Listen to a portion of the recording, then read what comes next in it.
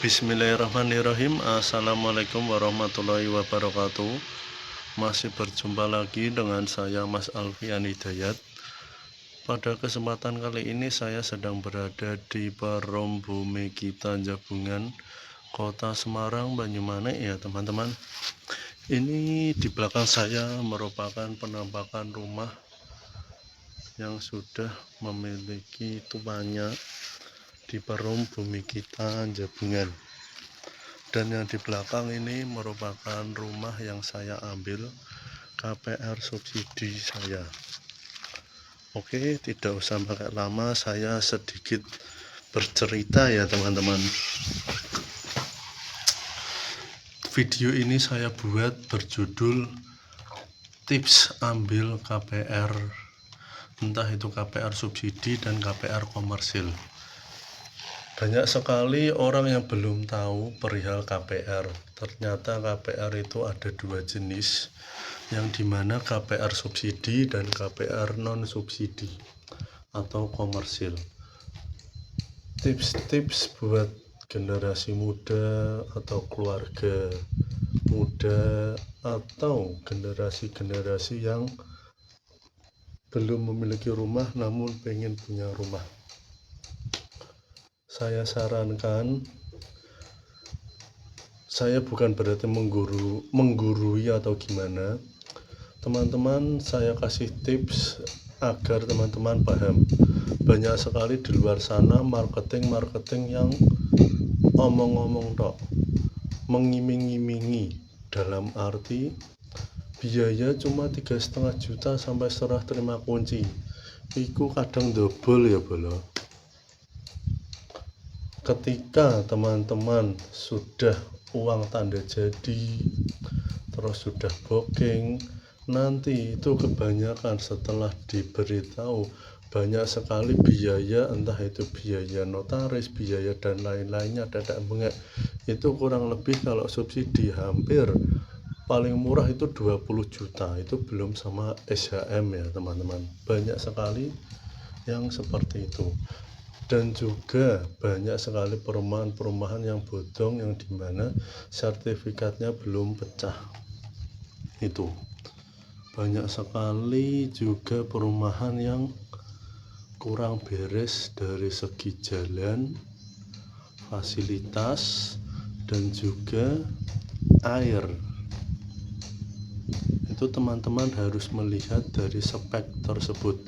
Kalau bangunan saya tidak terlalu condong ke situ, karena yang namanya perum subsidi bangunannya ya seperti itu, memang didesain kurang lebih awetnya 5 tahun. Karena di aturan perum subsidi, ini kita bahas subsidi dulu. Perum subsidi itu kita boleh renov total itu di atas 5 tahun. Jadi semisal akad di 2021 2026 teman-teman boleh merobohkan rumah itu rumah itu boleh dirobohkan total, kita bangun ulang itu boleh. Namun kalau belum 5 tahun ya belum boleh. Jadi seperti itu tips-tipsnya. Teman-teman harus perhatikan lokasinya, sertifikatnya, marketingnya gimana, jujur atau tidak, marketing yang ngoyak-ngoyak gimana, marketing yang nyusu-nyusu itu harus dilihat. Itu kalau teman-teman ambil KPR subsidi, itu aturan dari pemerintah PUPR, itu rumah subsidi itu memiliki ukuran luas tanah 60 meter persegi dan juga memiliki ukuran bangunan 27 atau 30.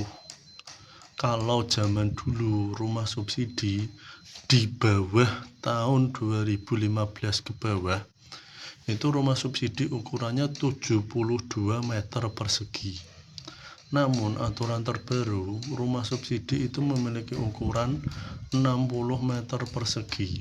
Itu harganya kalau saat ini 2026 166 juta.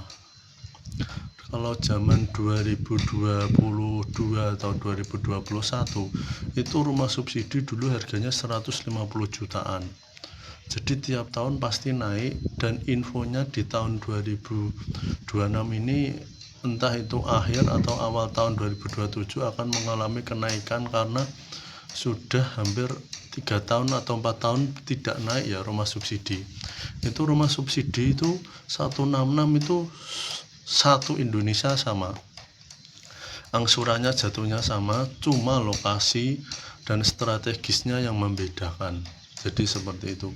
Banyak sekali rumah subsidi yang lokasinya tidak strategis, jauh dari pemukiman, jauh dari jalan raya, jauh dari fasilitas umum yang didapatkan. Fasilitas umum itu mulai dari sekolah dan rumah sakit. Itu ya teman-teman. Kalian harus melihat dari segi aspek hal tersebut. Itu lalu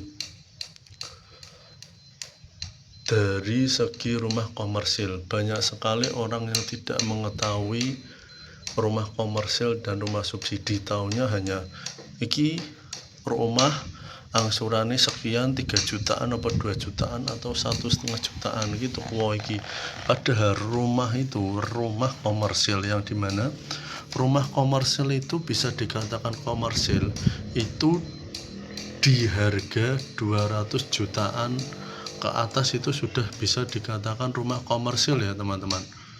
Rumah komersil itu jadi harga 200 juta ke atas itu rumah komersil. Jadi semisal rumah itu harganya 200 juta itu bisa dibilang komersil walaupun luas tanahnya hanya 60 meter persegi, namun bangunannya lebih kokoh, lebih bagus seperti itu. Kalau subsidi yang bisa disubsidikan hanya harga 166 itu, luas tanahnya ya 60 meter persegi itu. Kalau komersil itu luas tanahnya bisa 72, 84 dan tipe bangunan 45, 36, mentoknya 36 seperti itu. Lalu banyak sekali rumah komersil marketingnya yang ngomong-ngomong tok, dalam arti mungkin bu niki rumah komersil angsurannya flat, kok bisa dibantu flat tapi bungane masya Allah mumet engko panjenengan semua belok-belok. Rumah komersil itu memiliki angsuran flat selama 3 tahun. Nanti 3 tahun semisal panjenengan di ACC 15, setelah lepas dari 3 tahun berarti 4 di awal sampai 15 di akhir itu merupakan angsuran yang floating. Semisal 1-3 tahun angsuran panjenengan 1,5 juta. Setelah lepas dari 3 tahun panjenengan semua angsurannya di angka 2,5 juta sampai 3 juta floating. Itu kalau mengikuti suku bunga di masa-masa saat ini yang bisa dibilang krisis dan gonjang-ganjingnya seluruh dunia, itu panjenengan bisa ngangsur 3 juta per bulan. Itu kalau panjenengan kerjane mung dodol warung penyet, HRD perusahaan swasta, ujuk-ujuk di PHK, panjenengan mumet. Maka dari itu bukan berarti saya menyarankan panjenengan untuk hutang, bukan berarti saya menyarankan panjenengan untuk ambil rumah subsidi atau ambil rumah KPR komersil. Bukan berarti saya melarang panjenengan ambil rumah komersil, bukan berarti saya melarang panjenengan semua ambil rumah subsidi. Namun melihat kemampuan diri kita, kalau rumah KPR komersil itu keuntungannya satu, panjenengan memiliki uang 150 juta. rumah yang Anda sukai itu 300 juta. Panjenengan mau KPR, itu KPR-nya ya bisanya di komersil karena rumah harganya 300 juta. Jadi uang panjenengan 150 juta diberikan ke bank meng-ACC plafon yang Anda cairkan 150 juta. Berarti sisa hutang Anda 150 juta itu diangsur selama berapa tahun? 10 tahun. Berarti kalau 10 tahun, yang 3 tahunnya flat, 7 tahunnya floating. Jadi seperti itu. Itu ada rumus-rumusnya sendiri, teman-teman bisa mempelajari sama orang-orang yang paham dan mengerti. Pokoknya saya bilang dan saya mewanti-wanti kepada bolo-bolo semua. Ketika ambil rumah KPR komersil, teman-teman harus memperhatikan banyak sekali marketing yang mengiming-imingi, monggo ibu 5 juta bisa di ACC, 5 juta ya bisa di ACC, namun untuk biaya notaris dan biaya dadak bengek itu nanti diikutkan di harga jual. Semisal rumah harga 300 juta diikutkan biaya notaris dan biaya dadak bengek, itu nanti dibebankan ke konsumen. Kalau konsumen tidak punya duit, ya dimasukkan ke harga, masuk ke hutang bank. Jadi permainannya seperti itu. Kalau teman-teman ingin request bangunan yang lebih kokoh, ditambahkan OP yang mewah dan lain-lainnya, itu bisa diikutkan ke dalam hutang. Namun itu menurut saya sangat berat sekali, gila. Kalau saya sarankan buat teman-teman yang ingin ambil KPR komersil, itu satu, saya sarankan memiliki pekerjaan yang benar-benar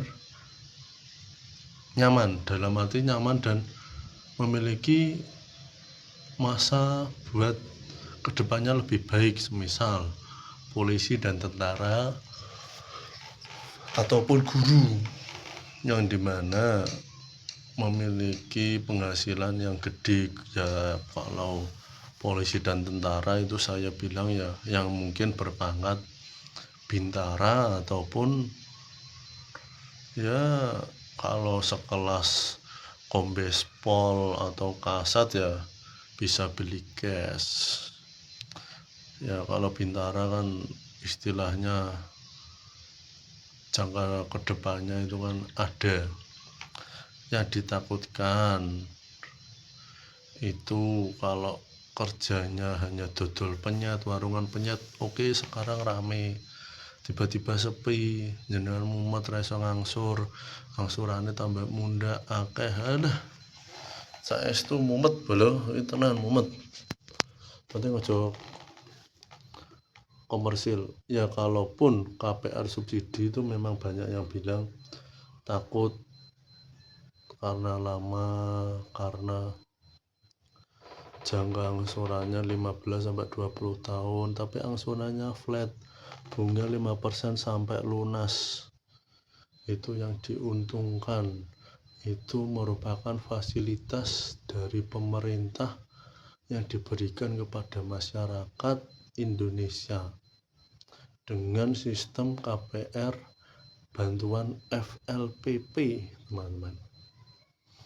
Itu yang saya mengerti dan saya pahami.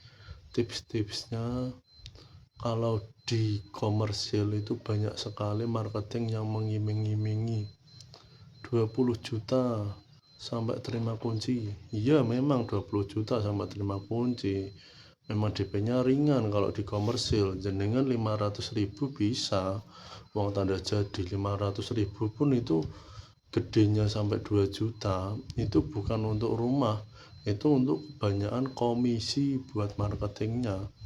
Nanti untuk biaya dan lainnya, dadak bengek, notaris dan lain-lainnya itu dibebankan di harga rumah kamu yang akan dihutangkan ke bank. Jadi seperti itu. Kalau di subsidi itu tidak bisa ya teman-teman. Subsidi harga rumah ini 166, ya wis sudah dit 166.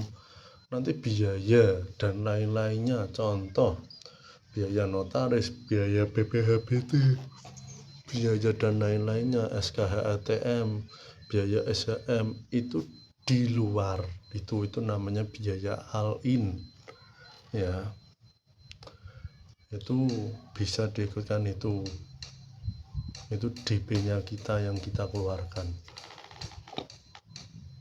Kalau untuk rumah subsidi itu tidak bisa, semisal kita punya 70 juta, harga rumah 166 dikurangi 70, sisanya berapa diangsur subsidi, itu tidak bisa. Jadi yang menentukan hanya bank. Kamu kalaupun punya uang banyak kaya ngopo juga subsidi di ACC, terus pengen angsurannya dikurangi, semisal yang saya tadi 70 juta uang kamu, rumah 166, terus 166 kurangi 70, sisanya berapa, itu baru kamu angsur, itu tidak bisa. Bank tidak maunya 166 itu diangsur kamu. Nah, kalaupun kamu ada uang lebih, rezeki lebih, bisa dilunasi setelah 5 tahun.